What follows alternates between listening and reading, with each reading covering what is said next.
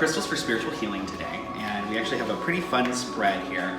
The big thing when we talk about working with crystals for spiritual healing are that, I mean, at the base practice, we are working with the animistic vibrations and frequencies found in all stones, and so your spirituality can be enhanced by these things, your heart can be healed by these things, your psychic abilities can be totally enhanced again. We talk about a lot of enhancement is kind of the word here. So I like to think of crystals as being supplemental energy for your energy body in the same way that vitamins are supplemental energy for your physical body.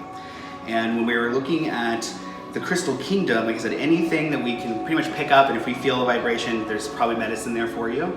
But there are a couple of stones that specifically can help us when we're talking about actually going through the process of spiritual recovery.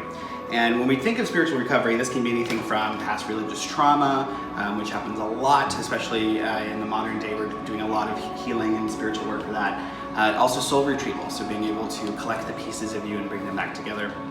And so a couple of stones I want to talk about. The first one right here is the lovely Rainbow Moonstone. So all moonstone is really incredible for any sort of spiritual work at all, but specifically Rainbow Moonstone.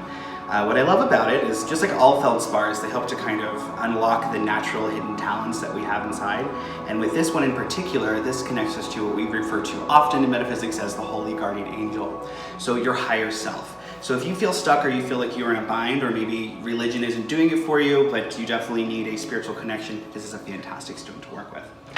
We have Angel Aura Quartz. Angel Aura Quartz is an enhanced quartz, and so it actually has the properties of quartz and platinum, I believe.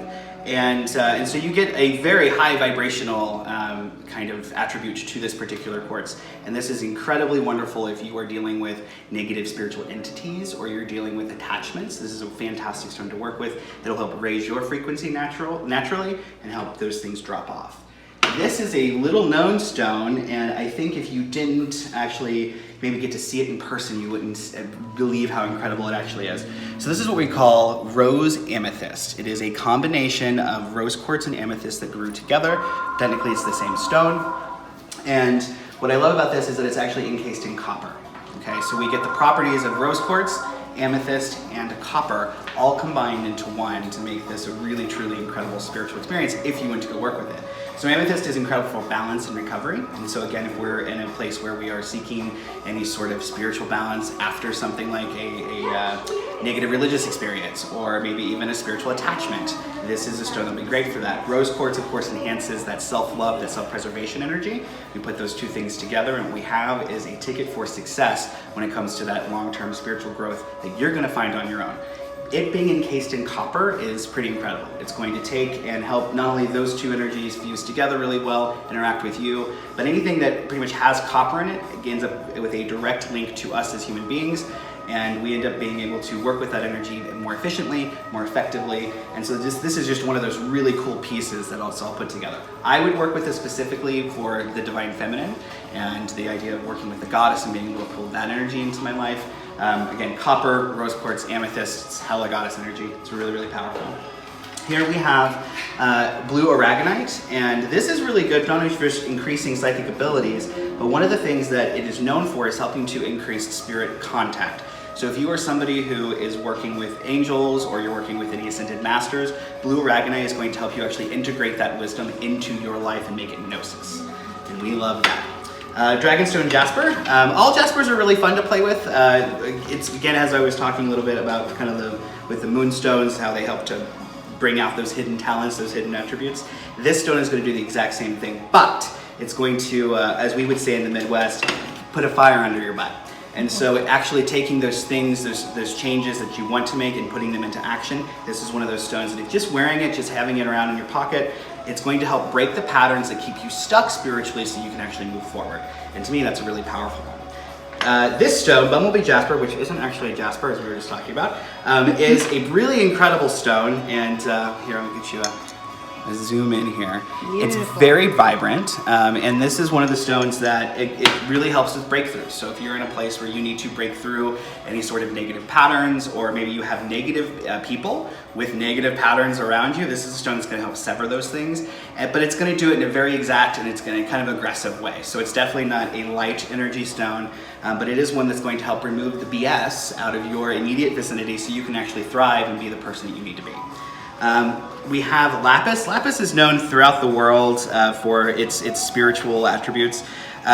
Especially if we were to look at Afghanistan and we were to look at Egypt, which is where most of our lapis comes from, there are traditions of shamans and royalty wearing this, and the reason being is that it elevates your general vibration and it actually connects you with the higher spirits and the higher dimensions, particularly gods, ascended masters, angels, those sorts of things. And so working with this stone not only will help put you back on your path if maybe you've lost yourself, but it's also going to help you find a position in your life where you can have long-term steady growth and power in those situations and in those areas. It's a really incredible stone to work with.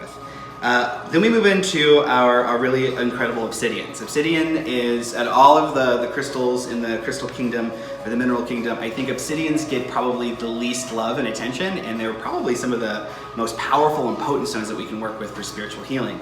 Specifically, we're talking about soul retrieval. We're talking about collecting those pieces of you that maybe you find in dreams or pieces of you from past lives, and it's going to help you integrate those things back into your life.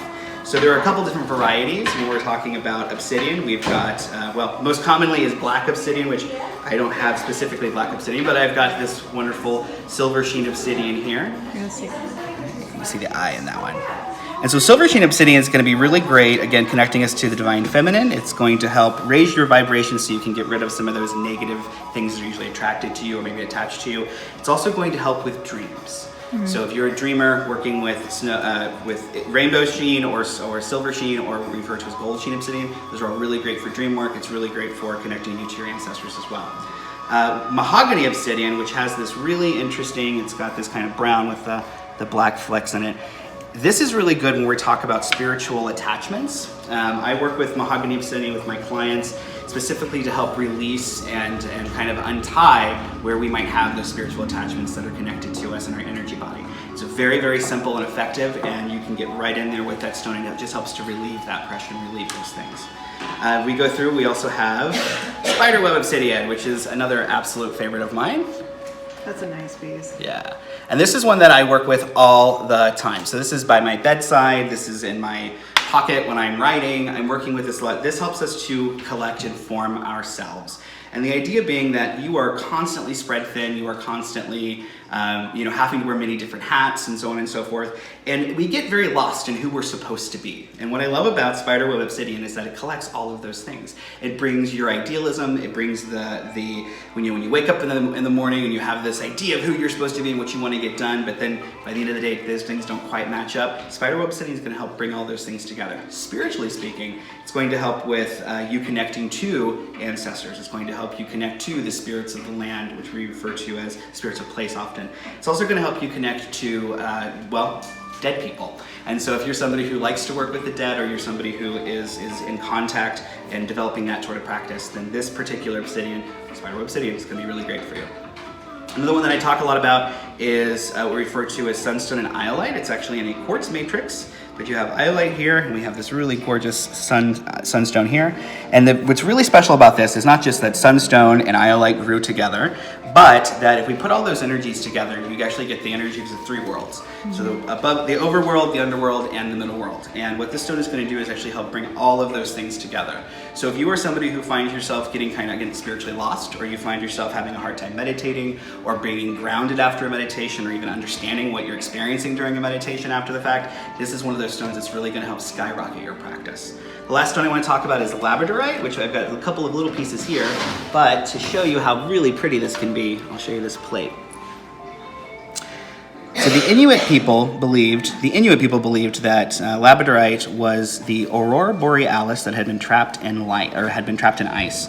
And so this is a stone that we work with a lot, not just to enhance our psychic abilities and to enhance our psychic experiences, but it's also going to help us connect to the upper worlds. Mm-hmm. So if you are looking for inspiration or guidance, or perhaps, again, you're feeling a little lost when it comes to your spiritual practice and spiritual path, working with Labradorite will softly guide you where you need to go.